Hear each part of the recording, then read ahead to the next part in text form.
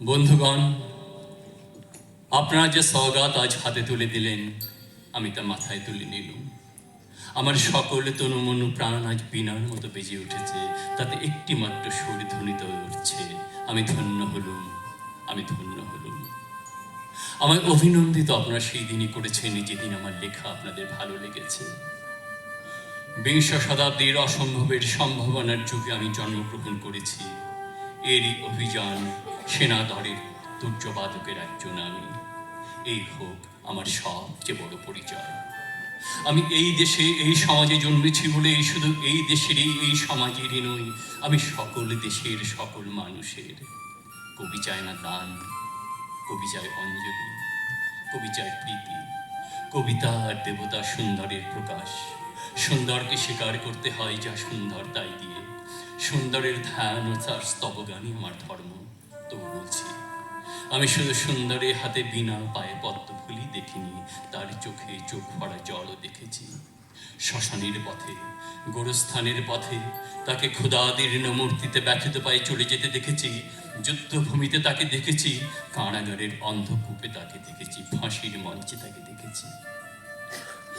আমাকে বিদ্রোহী বলে খামোকা লোকের মনে ভয় ধরিয়ে দিয়েছেন কেউ কেউ। এই নিরীহ জাতটাকে আছড়ে কামড়ে তেড়ে নিয়ে বেড়াবার ইচ্ছা আমার কোনোদিনই নেই।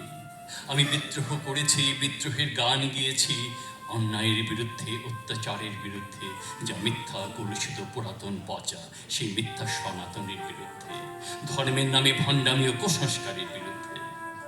কেউ বলেন আমার বাণী জবন, কেউ বলে কাফের। আমি বলি ওই দুটোর কোনোটাই নয়।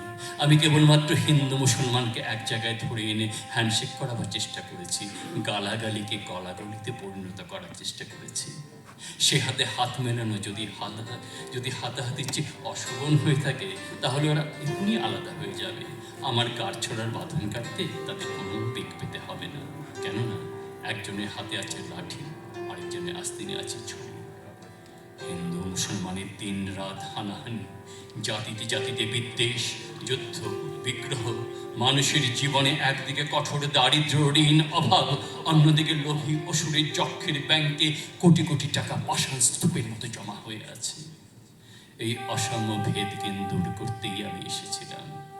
আমার কাব্যে, সঙ্গীতে, কর্মজীবনে অভেদ সুন্দর সাম্যকে প্রতিষ্ঠিত করেছিলাম। আমি যশ চাই না, খ্যাতি চাই না, প্রতিষ্ঠা চাই না, নেতৃত্ব চাই না।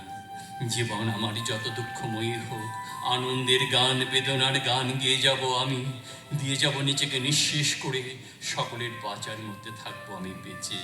এই আমার ব্রত, এই আমার সাধনা, এই আমার তপস্যা। রবীন্দ্রনাথ আমায় প্রায়ই বলতেন, দেখ উন্মাদ, তোর জীবনে শ্যালির মতো, কৃষ্ণের মতো খুব বড় একটা ট্র্যাজেডি আছে, তুই প্রস্তুত হ। জীবনে সেই ট্র্যাজেডি দেখবার জন্য আমি কতদিন অকারণে অন্যের জীবনকে অশ্রুর বরসায় আচ্ছন্ন করে দিয়েছি। কিন্তু আমারই জীবন রয়ে গেল বিশুষ্ক মরুভূমির মতো তপ্ত, মেঘের ঊর্ধ্বে শূন্যের মতো, কেবল হাসি, কেবল গান, কেবল বিদ্রোহ। আমার বেশ মনে পড়ছে একদিন আমার জীবনের মহা অনুভূতির কথা। আমার ছেলে মারা গেছে। আমার মনে তীব্র পুত্রশোকে যখন ভেঙে পড়ছে, ঠিক সেই দিনই সেই সময় আমার বাড়িতে হাসনোহেনা ফুটেছে। আমি প্রাণ ভরে সেই হাসনোহেনার গন্ধ উপভোগ করেছিলাম। আমার কাব্য, আমার গান, আমার জীবনের অভিজ্ঞতার মধ্য হতে জন্ম নিয়েছে। যদি কোনোদিন আপনাদের প্রেমের প্রবল টানে আমাকে আমার একাকিত্বের পরম শূন্য থেকে অসময়ে নামতে হয়, তাহলে সেদিন আমায় মনে করবেন না আমি সেই নজরুল অনেক দিন আগে মৃত্যুর খিড়কি দুয়ার দিয়ে পালিয়ে গেছে। মনে করবেন পূর্ণত্বের তৃষ্ণা নিয়ে যে একটি অশান্ত তরুণী ধরায় এসেছিল, অপূর্ণতার বেদনায় তারই বিগত আত্মা যেন আপনাদের মাঝে কেঁদে গেল। যদি আর বাঁশি না বাজে, আমি কবি বলে বলছি না, আমি আপনাদের ভালোবাসা পেয়েছিলাম সেই অধিকারে বলছি, আমায় আপনারা ক্ষমা করবেন, আমায় আপনারা ভুলে যাবেন।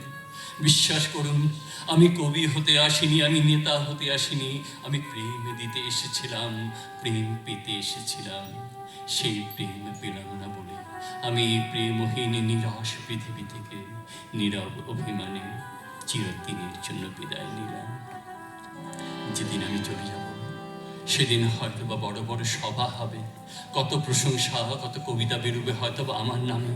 দেশপ্রেমিক, ত্যাগী, বীর, বিদ্রোহী, বিশেষণের পর বিশেষণ টেবিল ভেঙে ফেলবে থাপ্পড় মেরে বক্তার পর বক্তা। এই অসুন্দরের শ্রদ্ধা নিবেদনের শ্রাদ্ধ দিনে বন্ধু তুমি যেন যেও না।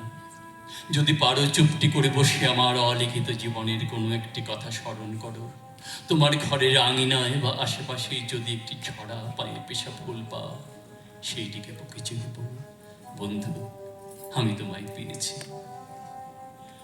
তোমাদের পানে চাহিয়া বন্ধু আর আমি জাগিব না। কোলাহল করি সারাদিন মান, কারো ধ্যান ভাঙিব না। নিশ্চল নিশ্চুপ আপনার মনে পড়িব একাকী গন্ধ বিধুর ধূপ।